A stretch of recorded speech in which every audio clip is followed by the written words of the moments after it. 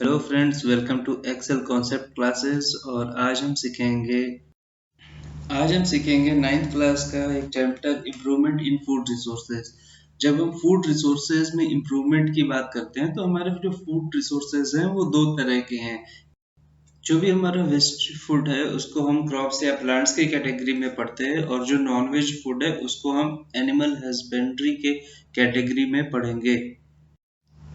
एक ये छोटे से चार्ट से हम देख सकते हैं कि हमारा जो इम्पोर्टेंट न्यूट्रिशनल रिक्वायरमेंट है, कार्बोहाइड्रेट, प्रोटीन, फैट, विटामिन्स, ये सब हमें कौन से सोर्सेस से इजीली मिल सकता है। फ्रेंड्स, आगे बढ़ने से पहले हमें ये जानना बहुत ज़रूरी है कि हमें इसकी रिक्वायरमेंट पड़ी क्योंकि हमें फूड के रिसोर्सेज को इम्प्रूव करना पड़े।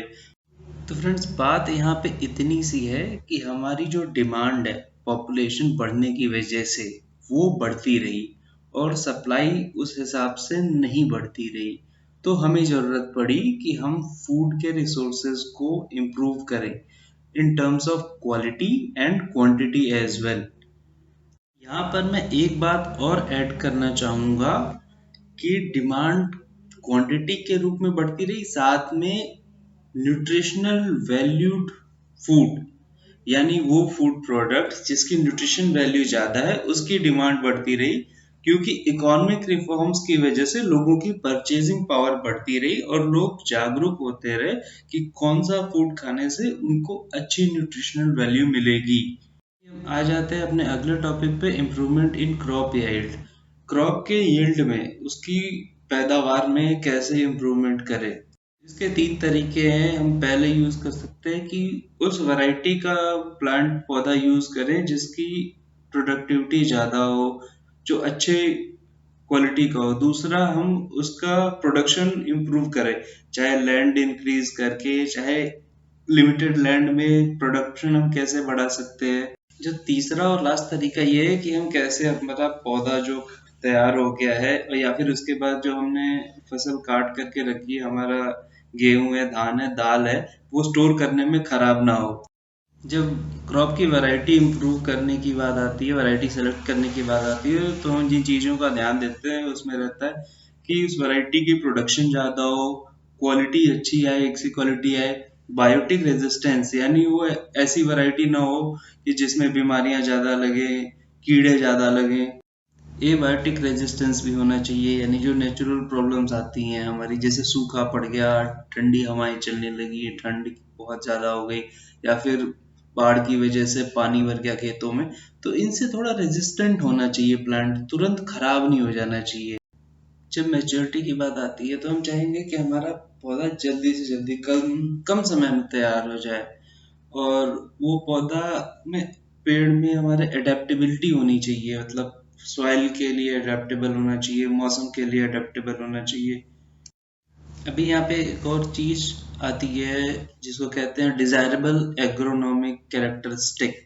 इसमें अभी क्या है, जैसे अगर कोई पेड़ लंबा है, कोई पौधा जैसे चावल या गेहूं का पौधा है, तो हमें वो लंबा नहीं चाहिए, हमें वो छोटा चाहिए, जिससे न्यूट्रिशन ज़्यादा खर्चा ना हो उसके डेवलपमेंट में। और वहीं पे अगर टमाटर या फिर ब्रिंजल का पौधा है तो वी विल एक्सपेक्ट कि वो थोड़ा सा लंबा हो, जिससे वाटर लॉगिंग के टाइम पे टमाटर का जो फल है उसमें पानी ना लगे। हम अपने अगले टॉपिक पे आते हैं, crop protection management. Crop protection management कैसे करते हैं। इसमें न्यूट्रिएंट, यानी जो पौधे को हम खाद दे रहे हैं उसमें कैसे इम्प्रूवमेंट करें, जो न्यूट्रिशन उसको चाहिए उसमें कैसे इम्प्रूवमेंट करें।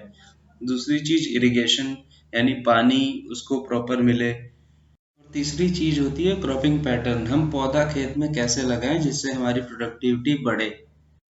जब हम न्यूट्रिएंट मैनेजमेंट की बात करते हैं तो हमारे पास तीन सोर्सेज हैं, एक नेचुरल, दूसरा मैन्योर यानी नेचुरल खाद, और तीसरी चीज फर्टिलाइजर।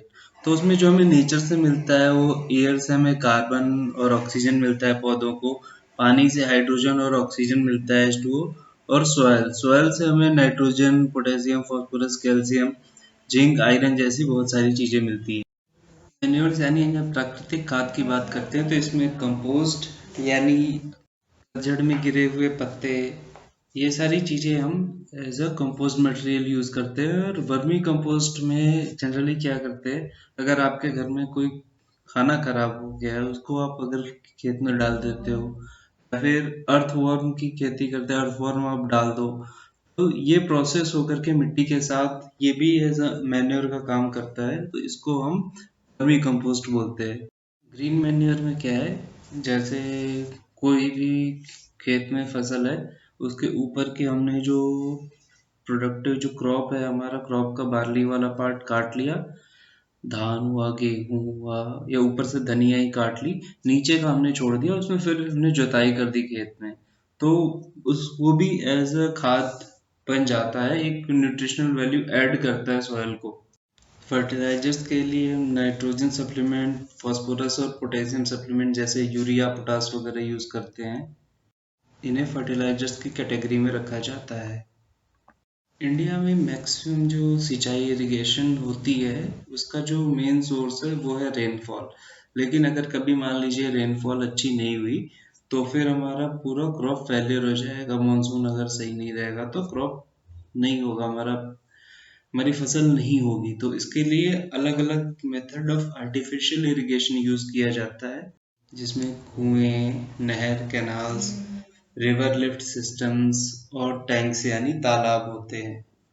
अगला टॉपिक है क्रॉपिंग पैटर्न्स। क्रॉपिंग पैटर्न अलग अलग यूज करके भी हम क्रॉप की प्रोडक्टिविटी बढ़ा सकते हैं। मेनली दो तरह के क्रॉपिंग पैटर्न है। मिक्स क्रॉपिंग यानी कई दो या तीन पौधे एक साथ लगा दिए बिना उनको सेपरेट किए हुए। दूसरा इंटरक्रॉपिंग यानी एक पैटर्न के तरीके में सीधे सीधे हमने दो, तीन, चार, पांच पौधे लगाए। आइए देखते हैं कि इन दोनों तरीके की पैटर्न्स में क्या डिफरेंस है।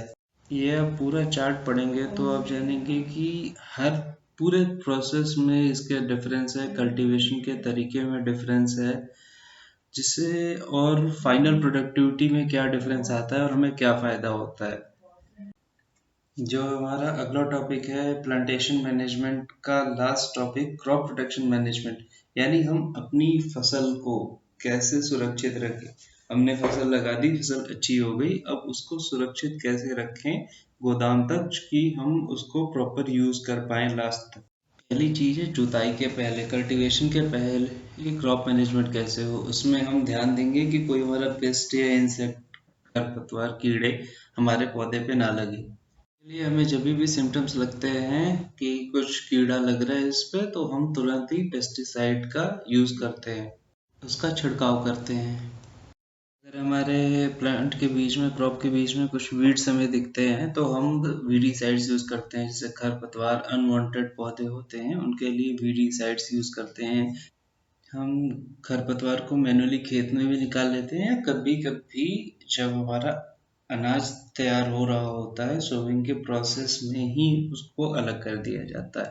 कभी कभी क्या होता है, हम इंसानों की तरह पौधों में भी बैक्टीरियल वायरल इन्फेक्शन हो जाते हैं, बीमारी हो जाती है, तो इनके लिए दवाइयों का छिड़काव करके उसको कंट्रोल किया जाता है।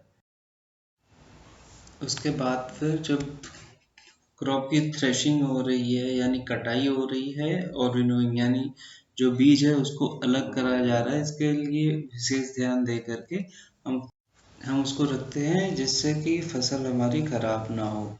अगला स्टेप हमारा आता है स्टोरेज का। अनाज हमने काट लिया, फसल, उसके बाद वो सब्जी है तो उसको 1 महीने 2 महीने की स्टोरेज चाहिए हो सकती है, और अगर वो हमारा अनाज है तो उसे 1 साल तक की स्टोरेज चाहिए होगी।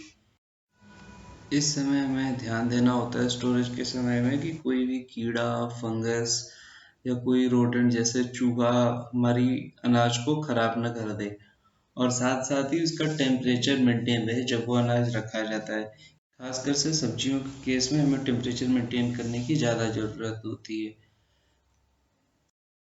अगर आपको इस टॉपिक के रिगार्डिंग कोई क्वेरी हो, कोई क्वेश्चन हो, तो हमें ज़रूर बताएं। धन्यवाद।